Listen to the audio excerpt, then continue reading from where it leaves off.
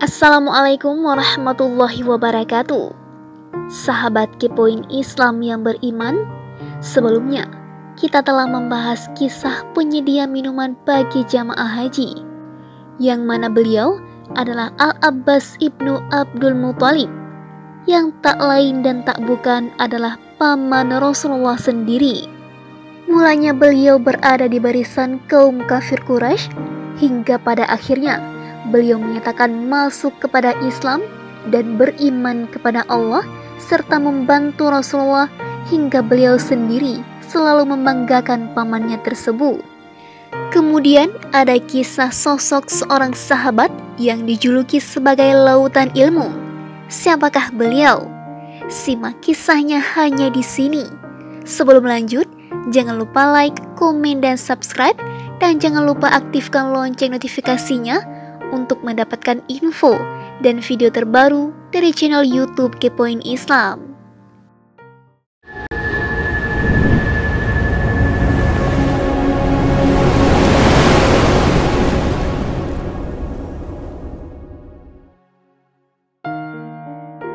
Kisahnya, ada seorang sahabat bernama Abdullah ibnu Abbas. Beliau adalah sahabat Nabi yang berasal dari suku Quraisy, keturunan Bani Hashim. Ayahnya bernama Al-Abbas ibnu Abdul Muthalib, ibnu Hashim, ibnu Abdul Manaf. Ibunya bernama Lubabah Al-Kubra binti Al-Haris ibnu Hazan Al-Hilaliyah.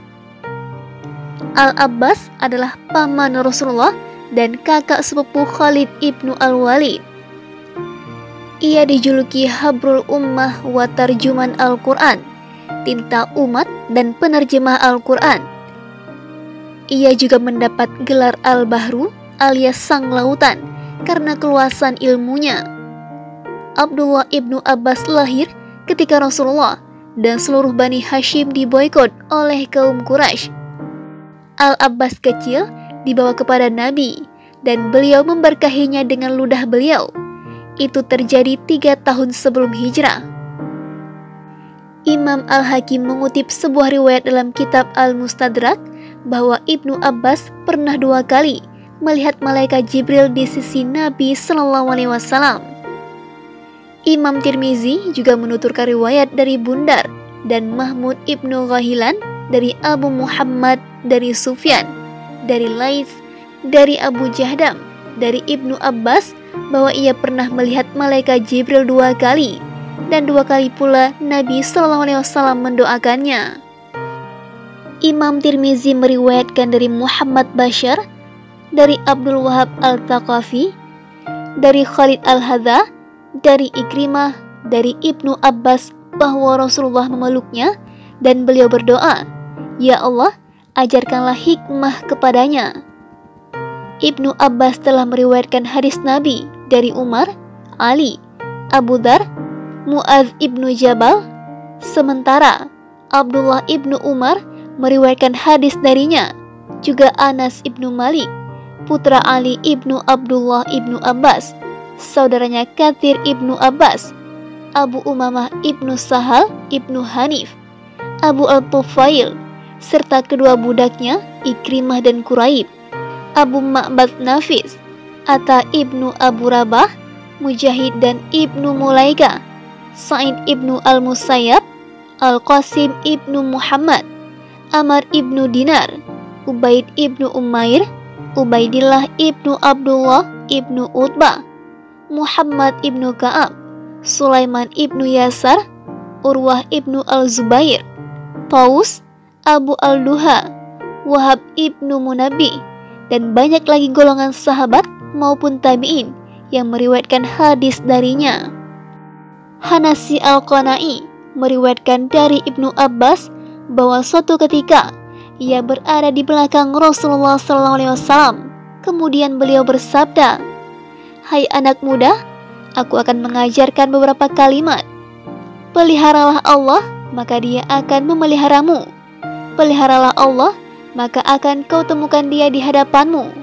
Jika kau meminta, memintalah kepada Allah, dan jika kau memohon pertolongan, memohonlah kepada Allah. Ketahuilah, jika umat ini bersatu untuk memberikan manfaat kepadamu, mereka takkan dapat memberi manfaat apapun kecuali sesuatu yang telah Allah tetapkan bagimu. Jika mereka berkumpul untuk memberimu mudarat, maka mereka takkan bisa memberi mudarat apapun kecuali sesuatu yang telah Allah tuliskan atasmu. Pena-pena telah diangkat dan catatan-catatan telah mengering. Sungguh agung ilmu yang engkau miliki, wahai Rasulullah. Betapa luas ilmu Allah yang telah engkau berikan kepada para sahabatmu. Menurut Ubaidillah ibnu Abdullah ibnu Utbah, Ibnu Abbas memiliki keistimewaan yang sulit ditandingi oleh kebanyakan manusia. Ia memiliki keunggulan dalam banyak hal. Misalnya, ia memiliki ilmu yang lebih dahulu ia ketahui dibanding orang lain. Ia memiliki pemikiran dan pemahaman yang luas. Ia pun dikenal sebagai alim yang santun dan lemah lembut. Nasab keturunannya pun berasal dari golongan yang mulia. Ia juga sangat dermawan. Ubaidillah mengatakan, belum pernah aku melihat orang yang lebih mengetahui dan lebih memahami hadis Nabi SAW dibanding Ibnu Abbas. Bahkan pada masa Abu Bakar, Umar maupun Utsman, tak ada seorang pun yang pemahamannya tentang hadis Nabi melampaui dirinya. Juga tak ada orang yang mengunggulinya dalam pengetahuan tentang syair, bahasa Arab, tafsir Al-Quran, ataupun ilmu hisab dan faraid. Selain itu, tak ada seorang pun yang pendapatnya lebih tepat dalam suatu masalah dibanding pendapat Ibnu Abbas. Dalam sehari, ia bisa duduk berlama-lama di majelis membicarakan fikih. Di hari yang lain, ia membicarakan takwil. Ia pun fasih bicara tentang strategi perang, apalagi tentang syair dan bahasa Arab. Setiap kali seorang alim duduk di hadapannya, ia akan menundukkan kepala menghormatinya. Dan setiap kali seseorang menanyakan suatu masalah, ia akan merasa puas karena Ibnu Abbas dapat memberinya jawaban yang memuaskan. Ibnu Abbas sangat teliti. Ia selalu memeriksa secara seksama apapun yang diriwayatkan atau didengarnya. Terlebih lagi jika riwayat itu datang dari Rasulullah SAW. Pernah suatu hari, Ibnu Abbas menemui seorang sahabat untuk menanyakan sesuatu. Tetapi saat ia datang, sahabat itu sedang berbicara pada seseorang. Ibnu Abbas melilitkan sorbannya di kepala dan duduk menunggu di depan pintu rumah sahabat itu. Tak lama berselang, angin bertiup cukup kencang, menerbangkan debu yang mengotori pakaiannya. Ketika sahabat itu keluar rumah, ia melihat Ibnu Abbas berada di depan pintu rumahnya. Sahabat itu bertanya, "Wahai putra paman Rasulullah, apa maksud kedatanganmu di sini? Mengapa engkau tidak mengutus seseorang agar aku datang menemuimu?" Ibnu Abbas menjawab, "Tidak, akulah yang seharusnya mendatangimu, bukan engkau yang mendatangiku." Ibnu Abbas menyadari orang alim harus didatangi, bukan sebaliknya. Dan saat itu, dialah yang punya keperluan kepada sahabat tersebut. Riwayat itu menegaskan perilaku Ibnu Abbas yang sangat rendah hati. Ia tidak pernah merasa sombong dengan ilmu yang telah Allah anugerahkan kepadanya. Suatu hari, ia pernah bertanya, "Hai Ibnu Abbas, di manakah posisi keilmuanmu dibanding ilmu anak pamanmu?" Maksudnya Ali ibnu Abu Thalib.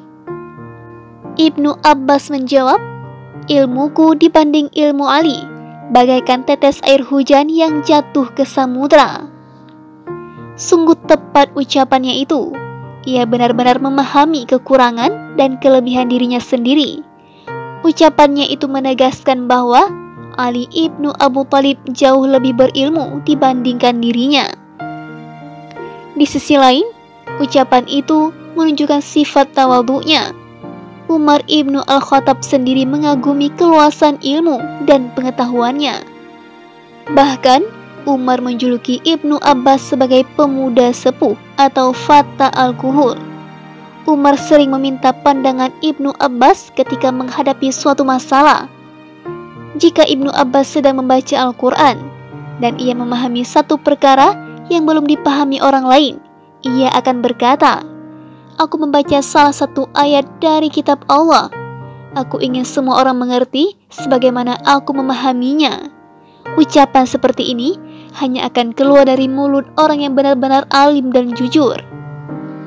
Dalam kesempatan lain, Ibnu Abbas berkata, jika aku mendengar seorang pemimpin umat Islam memerintah dengan adil dan bijaksana, aku merasa sangat senang. Aku akan mendoakannya dan aku tak perlu mengkritiknya. Dan jika aku mendengar hujan turun di tanah kaum muslim, aku pun merasa senang. Dan aku sendiri tidak punya hewan ternak untuk digembalakan di sana. Artinya, Ibnu Abbas sangat senang jika semua orang mendapat kebaikan. Rasulullah pernah mendoakannya, "Ya Allah, berilah ia pemahaman dalam masalah agama dan ajarkan kepadanya takwil atau tafsir." Ia pergi menunaikan ibadah haji ketika rumah Khalifah Utsman dikepung.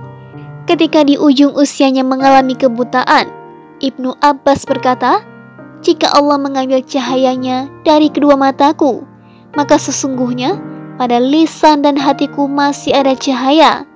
Hatiku cerdas dan pandai berfikir serta bersih dari tipu daya. Mulutku pun tajam bagaikan pedang." Ibnu Abbas wafat pada usia 70 tahun. Saat jenazahnya akan dikuburkan, Ibnu Al-Hanafiyah berkata, "Demi Allah, pada hari ini telah wafat tinta umat ini. Semoga Allah merahmatinya." Demikianlah kisah seorang sahabat yang dijuluki lautan ilmu, yaitu Abdullah ibnu Abbas. Sahabat Kepoin Islam yang beriman, nantikan kisah-kisah selanjutnya hanya di channel YouTube Kepoin Islam. Wassalamualaikum warahmatullahi wabarakatuh.